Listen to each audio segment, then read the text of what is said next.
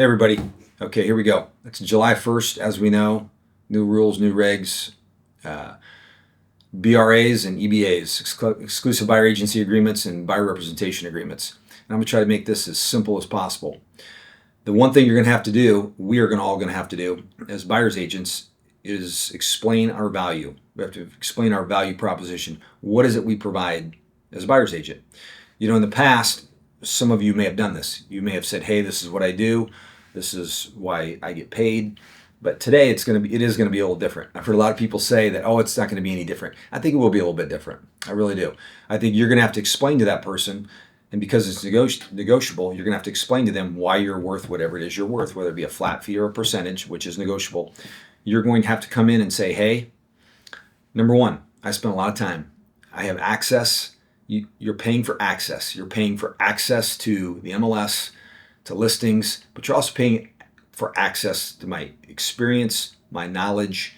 And what do you mean by that? And they say, at the same time, they say, well, can't other agents do that as well? Well, what do you think? Do you think all people are created equal? From the standpoint, do you think all restaurants are the same? Do you think all products are the same? Do you think there's not a difference in what you get and what you pay for? Do you really believe that? Most people don't believe that. So what you're going to have to do is explain what your value add or your proposition is and why you should get paid what you get paid. Facts help, objectivity helps, statistics help, testimonials help, happy customers, happy clients. All those things are going to add up and say, hey, look what others have said. Look what I've done here.